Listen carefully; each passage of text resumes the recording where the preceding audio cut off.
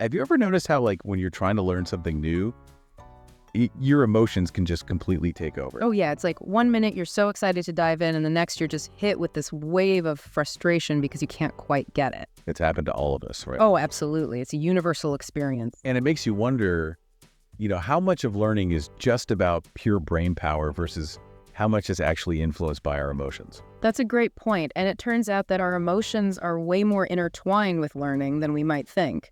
They're not just these passive bystanders. So they actually play a key role in how we process and retain information. Exactly. Okay, so I'm curious, what are emotions exactly? I mean, we all experience them. Right, but what's actually happening in our minds and bodies when we feel happy or sad or frustrated? So emotions are basically our body's reactions to the world around us.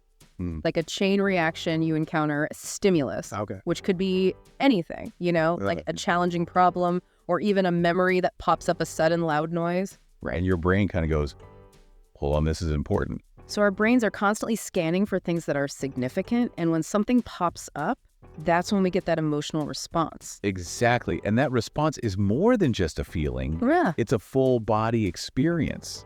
Wow. Your heart rate might speed up, your breathing changes, you get this flood of hormones. It's like your whole body is gearing up to respond to whatever's going on. Wow. So it's not just in our heads. It's like a full-blown physiological event. Exactly. So how does this all tie back to learning? How do these intense physiological events actually impact our ability to learn new things? Well, think about it.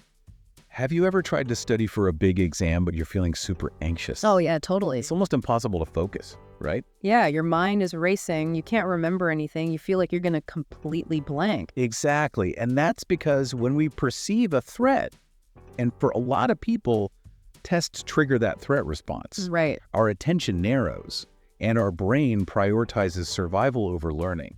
So basically, it's like our brain is saying, wait a minute, we have to deal with this perceived danger. Learning can wait. Exactly. Those higher level thinking skills that we need to study effectively, they kind of get put on hold while our body goes into fight, flight, or freeze mode. So it's like our emotions are hijacking our learning process. You could say that. It's fascinating, but also a little frustrating to think that our emotions can have that much power over us. It's true, but it's also important to remember that those negative emotions, they're not inherently bad. They actually serve a purpose. Okay. Take frustration, for example. Frustration. Yeah. While it definitely doesn't feel good, No, it does not. it can actually be a powerful motivator. Oh, I see what you mean. Like when you're struggling to learn something new and that frustration pushes you to keep trying to find a different approach. Exactly. It can drive you to seek out new resources or come up with creative solutions. So it's like that feeling of, I'm going to figure this out, even if it takes all night. Exactly. And that persistence can lead to a deeper understanding and ultimately a more rewarding learning experience. So even the so-called negative emotions can have a positive impact on learning. Exactly. It's all about how we perceive them and how we use them to our advantage. Okay, but what about the positive emotions? Ah, yes. The warm and fuzzies. Exactly. I'm guessing those are a bit more welcome in the classroom. Absolutely. They create a much more conducive environment for learning. So how do positive emotions like joy or excitement actually affect our brains when we're trying to learn?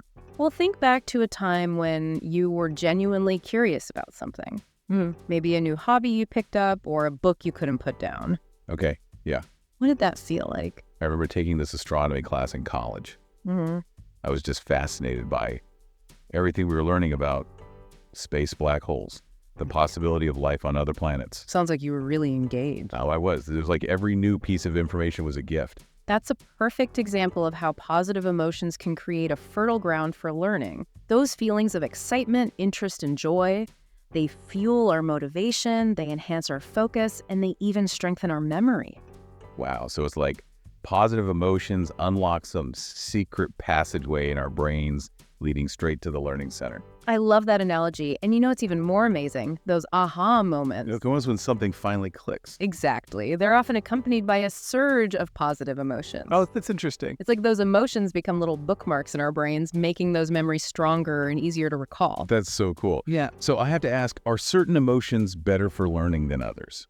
That's a great question. And while there's no official ranking system for emotions and learning, Researchers have identified 8 basic emotions that are considered universal across cultures. Really? Yeah. Sadness, anger, fear, joy, disgust, surprise, anticipation, and trust. Wait, even emotions like sadness and disgust play a role in learning. It might seem counterintuitive, but yes, even those emotions serve a purpose. Sadness, for example, can foster empathy and connection, which are really important for social and emotional learning. Okay. And disgust, while unpleasant, can help us recognize potential threats or harmful situations. So it's not about labeling emotions as good or bad, but rather understanding how they can influence our learning experiences, both positively and negatively. You got it. That makes a lot of sense. So it sounds like the key is not to avoid certain emotions altogether, but rather to learn how to manage them effectively. Exactly. It's all about emotional regulation. And I'm guessing that's something we'll dive deeper into in the next part of our deep dive. Absolutely. We'll explore some practical strategies for regulating our emotions so they work for us instead of against us. I'm looking forward to it. Me too. This is a fascinating topic. You know, it's like we all have this emotional toolbox, right? Okay. And learning to regulate our emotions is about knowing which tool to use and when. So it's like becoming a master emotional crafts person. Exactly. You got to pick the right tool for the job. And just like any skill, emotional regulation takes practice. Yeah. It's about developing self-awareness. Right. Recognizing those triggers and figuring out healthy ways to cope with those challenging feelings. So how does that actually play out in real life? Like, let's say you're trying to learn a new skill, like coding, for example.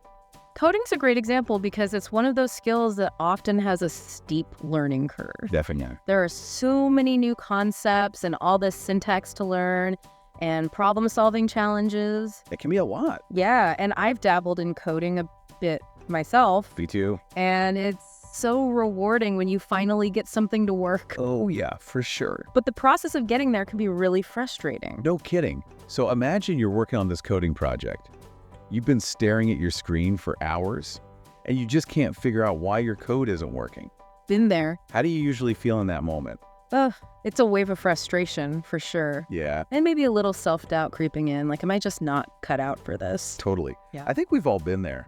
Yeah, and those feelings of frustration and self-doubt, they can actually become roadblocks to learning. How so? Well, if you start to believe that you're just not capable of learning to code, you're much less likely to persevere. Right. It's like you give up before you even really get started. Exactly. Oh. So how do you avoid falling into that trap? How do you turn those negative emotions into something more productive? That's the question, isn't it? One really powerful strategy is to reframe your thinking.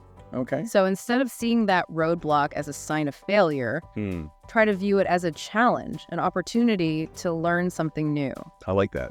Yeah. So instead of thinking, I'm so dumb, I'll never figure this out, Huh. I could try saying something like, okay, this is tough, but I'm going to find a solution. Exactly. It's like a puzzle to be solved. Yeah. And when you approach it with that kind of mindset, you're more likely to tap into those positive emotions like curiosity and determination. Right, because you're not focused on the negative. And those emotions can fuel your motivation and help you push through the challenge. So it's like shifting your perspective from I can't to I will. That's a great way to put it. But what if you're dealing with something more than just frustration?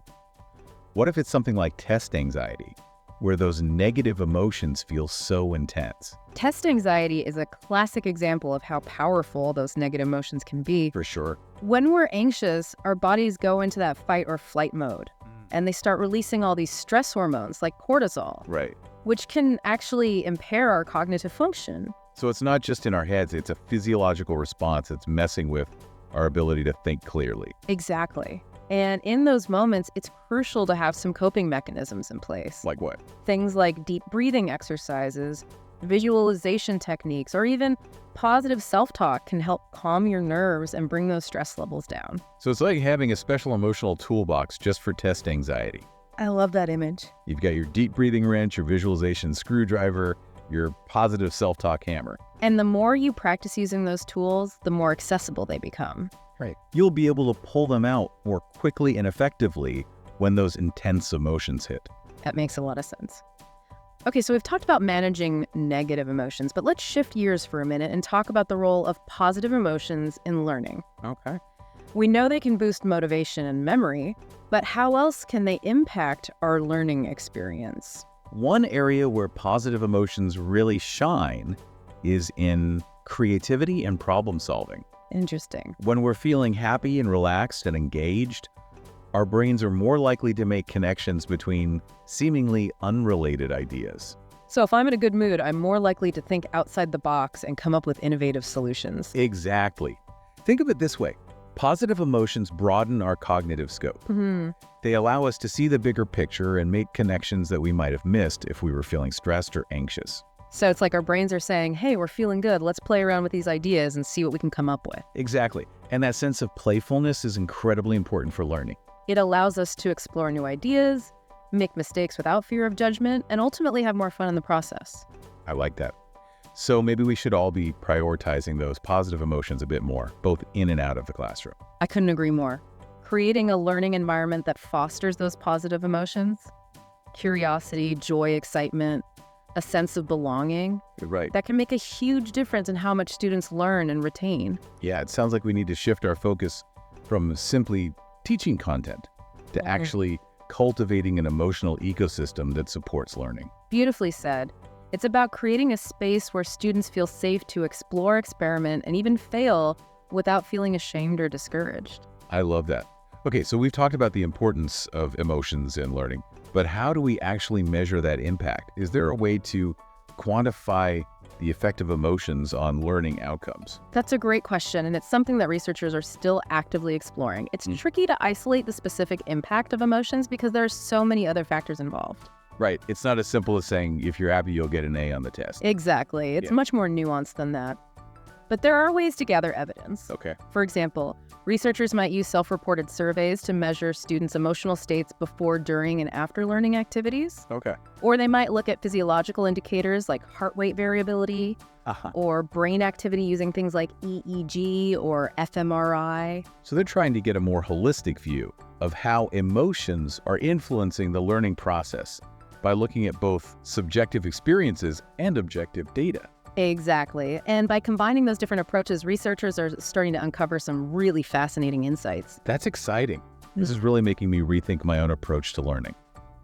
I need to start paying more attention to my emotional state and make sure I'm creating the right conditions for those positive emotions to thrive. I'm right there with you. It's amazing how much our emotions can influence our ability to learn and grow. And it's empowering to know that we have some control over that. Absolutely. So we've covered a lot of ground today. Before we wrap up, let's take a moment to recap some of the key takeaways from our discussion so far. Sure. So first and foremost, emotions are not just along for the ride when it comes to learning. Right. They're active players that can either enhance or hinder our ability to learn and retain information. And we've learned that both positive and negative emotions have a role to play. Exactly. It's not about eliminating negative emotions altogether, Right. but rather developing those strategies to regulate them so they don't take over. We've also talked about the importance of cultivating positive emotions in learning environments. Absolutely. Creating a space where curiosity, joy, and a sense of belonging can flourish. This has been such an insightful exploration into the world of emotions and learning. It really has. I feel like I have a whole new set of tools and perspectives to help me navigate my own learning journey. Okay, so we've talked a lot about the science and practical examples, but what does this all mean for our listeners? Right. How can they actually use this information to improve their own learning? Yeah, how can we become better learners by understanding the role of emotions? Yeah, that's the million-dollar question, isn't it? It is. It's one thing to understand the theory, but how do we actually apply it to our own lives? Well, I think the first step is just becoming more aware. Aware. Yeah, of your own emotional state when you're learning. Pay attention to how you're feeling as you're tackling a new concept. Okay. Notice those shifts in your mood. Like, are you feeling curious and engaged? Or are you starting to feel anxious or frustrated? So it's like taking your emotional temperature before you dive into a learning task. Yeah, I like that analogy. And once you've kind of, identified those emotions, what's next? Then you can start experimenting with different regulation strategies. Okay. Remember that emotional toolbox we talked about? This is where it comes in handy. Right. We talked about a few techniques like mindfulness and positive self-talk and exercise. Yeah. Are there any other tips or tricks that you can share for kind of managing those tricky emotions that always seem to pop up during the learning process? One strategy I find really helpful is setting realistic goals. Okay. If you're feeling overwhelmed by a task, break it down into smaller, more manageable chunks. So you're not trying to do everything at once. Exactly. That can help to reduce some of that anxiety, and it gives you a sense of accomplishment as you go. Yeah, it's like that old saying, how do you eat an elephant? Yeah. One bite at a time. Exactly. And another thing to keep in mind, it's okay to make mistakes. Oh, mistakes, yeah. In fact, they're an essential part of learning. I know, but it's hard to remember that sometimes. Oh, I know it is. Yeah. But instead of beating yourself up when you stumble, try to view those errors as feedback, as opportunities to learn and grow. It's like shifting your mindset from I messed up to I'm learning. Exactly. And don't be afraid to reach out for support when you need it. Support, like from? Could be a teacher, a mentor, a friend, even a therapist. Okay. Talking about your challenges and getting feedback from others can help you stay motivated. Yeah, it's like having a cheering section for your learning journey. I love that. And finally, don't forget to celebrate your successes. Even the small ones. Especially the small ones. Every step forward is a victory. Sure. Acknowledging those wins can boost your confidence and make the whole process much more enjoyable. This has been so eye-opening. I feel like I have a whole new understanding of how powerful my emotions are and how I can use them to become a better learner. I'm so glad to hear that. You know, one final thought to leave you with, think about the role of curiosity in your learning journey. Curiosity. Yeah, you know, that sense of wonder and excitement we feel when we're genuinely interested in something. Oh yeah, for sure. Curiosity is more than just a feeling, it's a mindset. A mindset. It's a way of approaching the world. I like that. When you're curious, you're more open to new experiences, new ideas, and new ways of thinking. So it's not just about waiting for that spark of curiosity to strike. It's about actively cultivating it. Exactly. Make a conscious effort to ask questions, explore new topics, and embrace the unknown. Because you never know what you might discover. Exactly. When you approach learning with a sense of wonder and a thirst for knowledge, you open yourself up to a world of possibilities. This has been an amazing journey into the world of emotions and learning. Thanks for joining us today. My pleasure. Thanks for having me, Wright.